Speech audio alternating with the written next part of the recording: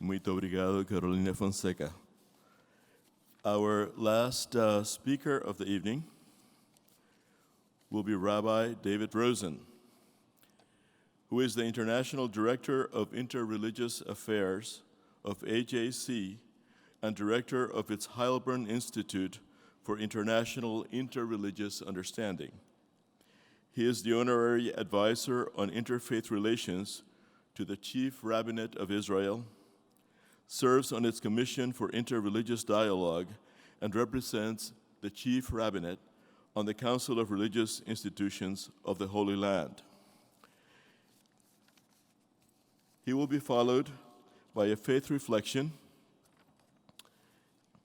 led by Samaniji Sanmati Pragya and Samaniji Jayant Pragyaji, who are followers of the Jain traditions as Saman Parivar of the Terpanth group. Rabbi David Rosen.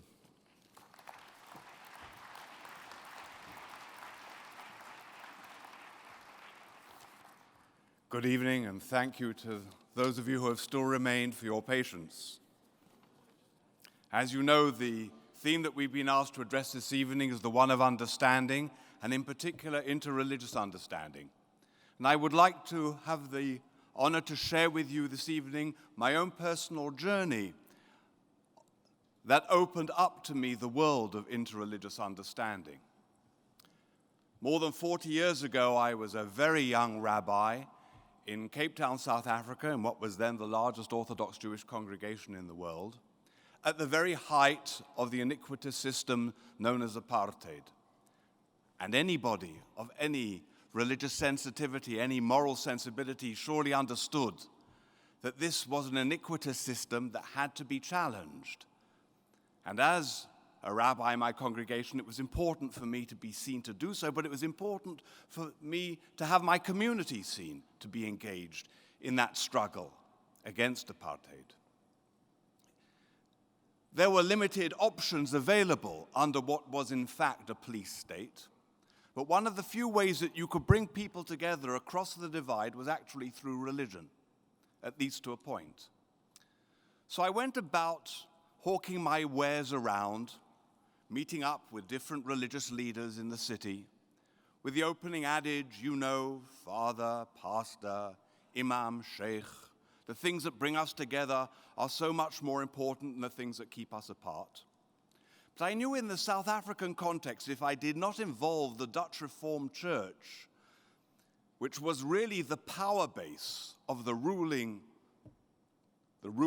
party, the ruling power. In fact, it was known often as the Nationalist Party at prayer. If I did not involve the Dutch Reformed Church that represented the dominant power in the land, my efforts would be of limited impact. I heard of a dominee, as Dutch Reformed Church leaders often refer to, a dominee in downtown Cape Town, who was having dialogue with Catholics. Now, I imagine you won't be very surprised about that, but anybody who knows or who knew of the demonology of the Dutch Reformed Church knows that for the Dutch Reformed Church at that time in South Africa, there were two great dangers. One was called the Swartgevaar, which was the black danger, and the other was called the Romense gevaar, the Catholic danger. I thought if this guy is having dialogue with Catholics, then maybe he'd be open to a dialogue with a Jew too. So in my youthful naivety, I made an appointment and I went downtown to meet with him, and I opened with the same gambit, you know, Germany, the things that keep us apart are far less significant than the things that bring us together. And to my surprise, but fortunately not to too much consternation, but to my surprise he said to me, and I have to do this with a heavy South African accent, as it was said to me, "To tell you the truth, Rabbi, I cannot agree with you because the most important thing in my life keeps us apart. That is my belief in Jesus as my personal Redeemer. And you, Rabbi, do not share that. And therefore I have to tell you the truth. You are going to burn in hell. And it is my duty as a good Christian to save you." As I say, fortunately, I didn't lose my cool. I said something which I'm not sure how much I believed it then, but it came to be very, very important and formative in terms of my future life. I said to him, well, thank you, Germany, for your honesty. I still think it's really important for you to come to these meetings so that I can understand you better and you can understand me better. But in fact, Germany, now you've got to come because I'm giving you an opportunity to try to convert me. The interesting thing was, he did come along, and if I could mix my denominational metaphors, he became less pontificatory with every meeting. And he brought in other people from his own particular community, and it was a very salutary, important experience for me to be able to see that there is value to the encounter even when people have dogmatic and very often narrow-minded positions. That is the power of the engagement.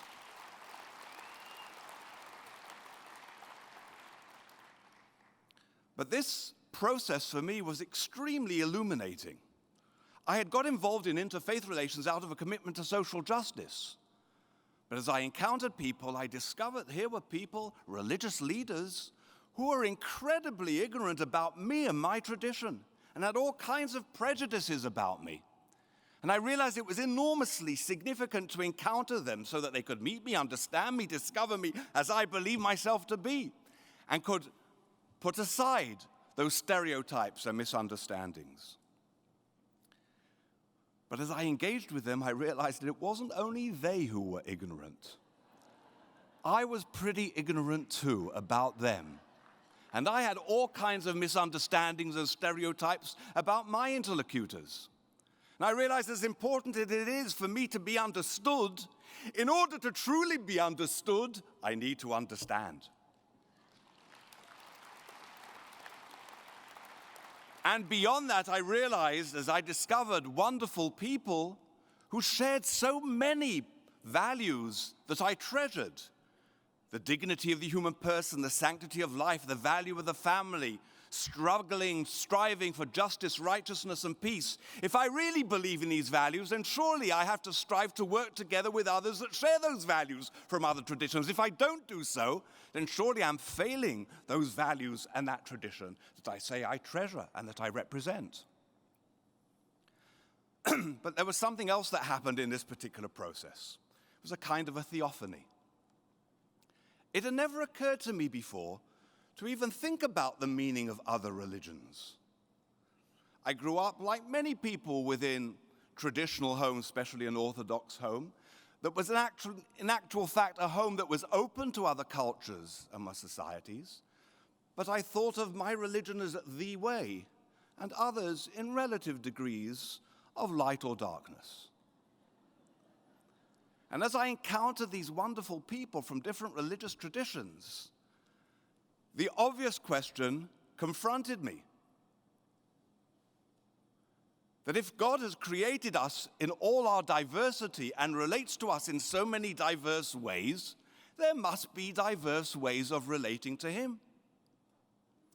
And that, in fact, if we affirm, especially within the Judeo-Christian and Muslim traditions, that the human being is created with a special character that we refer to as the divine image or with a divine spark, even as the regent of God in the world. If God is to be found everywhere, but above all, that unique presence in the human person, then every human encounter is in fact an encounter with the divine. And how much more so when you encounter the other in the sense of the divine in her or his life.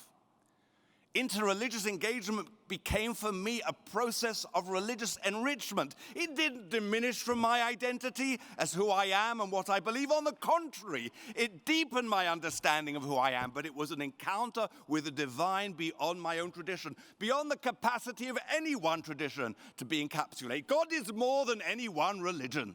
The very idea that one tradition can encapsulate that totality should be for us ludicrous. And therefore, it was really important for me now, not just to be involved in interreligious relations out of a commitment to social justice, as important as that is, but to have the blessing of that encounter beyond my borders.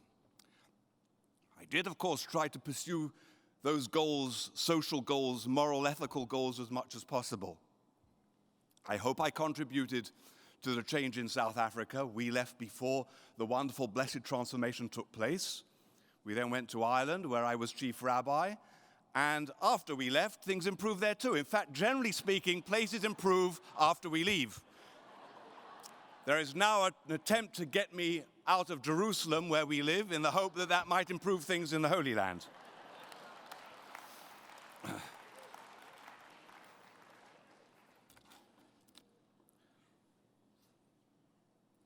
As Professor Mattson has told us, however, there is a certain quality that is really critically important in this interreligious engagement that is really essential for true understanding. And that is the quality of humility. It's implicit in what I've said already. The very idea that we are exclusively true is itself a barrier to the capacity to be able to engage the other. There are truths, and each of us believes our respective truth. But for true interreligious dialogue, as a great Canadian rabbi put it, theological humility is essential. And think of this word that we've been asked to address, understanding. Only recently dawned on me the power of the word, understand. You can only truly comprehend the other if you are willing to put yourself a little lower than the other in order to be able to appreciate what the other stands for. To stand above the other, and therefore to assume superiority over the other, is the fundamental barrier to understanding itself. The sages of the Talmud and of the Midrash say that arrogance is ultimately idolatry. It's self-idolatry. And therefore, humility is an essential ingredient in being able to enjoy that blessing of true interreligious understanding. Many of you might have even known, but certainly will have heard of, the great Lutheran bishop of Oslo, who previously had been the head of the divinity school in Harvard, Christer Stendahl. He had 3 famous guidelines for interreligious encounter. The first 2 are pretty obvious. Try to understand the other the way the other understands herself or himself. The second goes a little bit further than just understanding. Always view the other community by the best within it. Don't judge it by the worst within it.